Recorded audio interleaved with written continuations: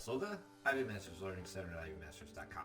And today we're going to look at Test 2, Section 3, Number 7, which reads, if x to the a squared over x to the b squared equals x to the 16th and x squared to the 1, and a plus b equals 2, what is the value of a minus b? One thing is, whenever it asks the value of a minus b, you usually do not have to solve for a or for b. You can solve for the relationship of a and b. So we're going to look at a number of different approaches here.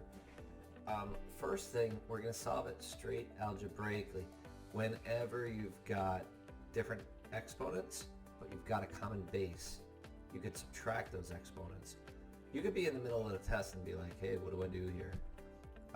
You might not realize it, but if you think of that simpler case, let's say you've got y to the 7th over y to the 4th. You might be like, hey, what's that? I know that that's y to the 3rd. What did I do? I subtracted my exponents. So what could you do? Do x to the a squared minus b squared, one big exponent, equals x to the 16th. Okay. And then you might be like, what do I do now? Well, think about this. Let's say you had n to the r equals n to the 5th. What does r equal? It equals 5, obviously. How do you know that? Because it just like corresponds, it matches.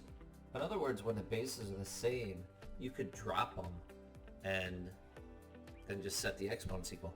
That's what we're going to do here in this step. We drop the bases since they're the same. Now we've just got a squared minus b squared equals 16. If you know how to factor a squared minus b squared, then you could proceed with this question. Otherwise, you might be might be dead on the spot. So how would it factor? It's difference of squares. Whenever you've got a perfect square separated by another perfect square with subtraction, then you could take the square root of the first plus the square root of the second times the square root of the first minus the square root of the second. That's how it would cancel. That's how it would factor. And again, if you're like, don't notice that, you could think of a simpler case. Let's say if it's x squared minus 9, you've got two perfect squares. You probably know that, x plus 3, x minus 3. When there's two variables, a lot of times students get confused. So at this point, we've got x plus b times x minus b equals 16. And then you'd have to see this. What's a plus b equal? A plus b equals 2. In place of a plus b, you can put 2 times a minus b equals 16. And then you might look at it and say, you might want to distribute, because you're taught in math class to just about automatically distribute. Don't do it. Why? Because the question asks what a minus b equals. If you notice, you divide both sides by 2, and you get what a minus b equals. A minus b equals 8. Then you'd be done. There's other approaches to this question. I'm going to show it to you. Some of my colleagues are like, yeah, just do it that way.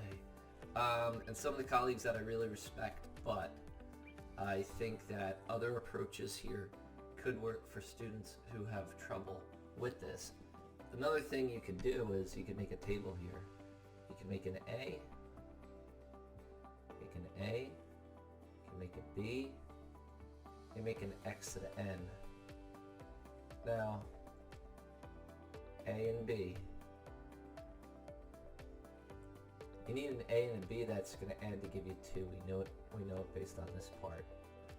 It's also got to, when you square the A and square the B and then get the difference, you have to wind up with x to the 16th.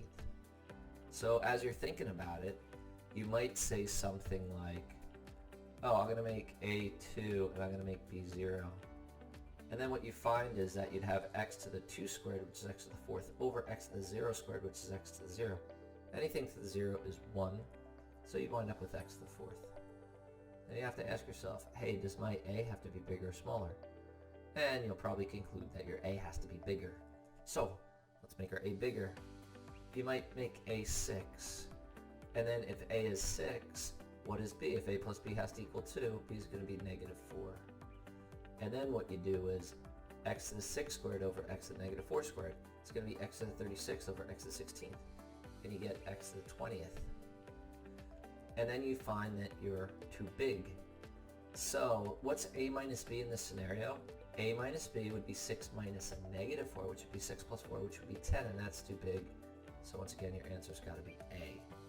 Okay, scenario number 2. Approach number 2. Alright. Approach number 3.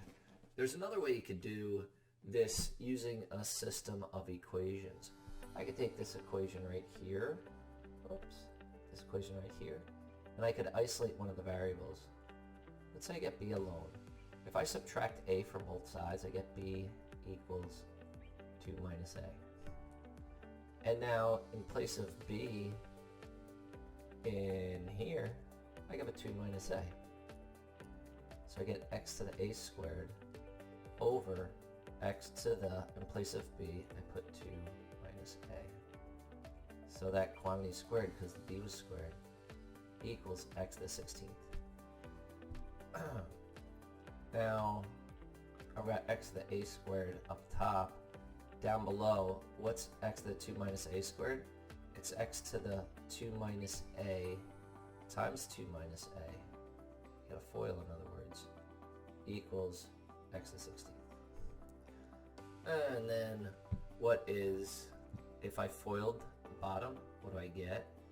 I wind up with x to the, doing the first you get 4, doing the outsides and the insides, you wind up with minus 2a minus 2a. If you combine those, you get minus 4a. And then negative a times negative a is a positive a squared.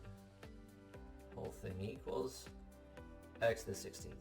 Now I've got to subtract the bottom. I got to subtract the whole bottom because my base is the same. So I get x to the a minus this whole quantity, 4 minus 4a plus a squared equals x to the 16th. Bases drop. I could distribute here. It becomes a minus 4 plus 4a minus a squared. Sorry, the top is an a squared. Equals 16. The a squareds cancel. So at this point I've got negative 4 plus 4a equals 16. Add 4 to both sides. These cancel. I get 4a equals 20. Divide both sides by 4. And you get a equals 5. Now if my a equals 5, 5 plus b equals 2. If I subtract 5 from both sides, I get that b equals negative 3. So a equals 5, b equals negative 3. A minus b would be 5 minus negative 3. Minus negatives plus positive 5 plus 3. And once again, you get answer choice A. I'm going to show you one more way to solve it. You could use your answer choices right off the bat. How could you use your answer choices here? It's asking what a minus b equals. So when you use your answer choices, I often ask this to students, do you want to start top, bottom, or middle? And they almost always say start in the top, or they say start in the bottom. But I tell you start in the middle. Why? Because if you start in the middle, there's only 2 answer choices that you have to test out. And you have a 50-50 chance that you'll only have to test out one answer choice. How you say? Well, let's say I test out the 14. There's 1 in 4 chance that it's correct, in which case I choose it and move on. There's 1 in 4 chance that it's too big, in which case I eliminate B, C, and D. I choose A and I move on. Now, even if it's wrong because it's too small, then I could eliminate A and B. And then either I test out 16 and it works, or it's too small, I know it's 18. Or I test out 18 and it works, or it's too big and I know it's 16. So if you start with 1 middle answer choices, you only ever have to test out 2 answer choices. So I'm going to set a minus b equal to 14. Right underneath a plus b equals 2. And if I add those down, your b's cancel. I get 2a equals 16. Divide 2, and a equals 8. So how am I going to know if this is the correct answer? I can plug a equals 8 in here. 8 plus b equals 2. Subtract your 8 from both sides, and you get b equals -6. How do I know if that's the correct answer? I'm going to plug it in over here. And now I've got a to the 8 squared, which is a to the 64, over b to the -6 squared, which is b to the 36th. And when I do x to the 64 over x to the 36, I subtract the exponents and get x to the 28, which is too big, so I eliminate b, c, and d. A is my answer. Mark it, move on. Thank you for joining us today. If you like this video, click like.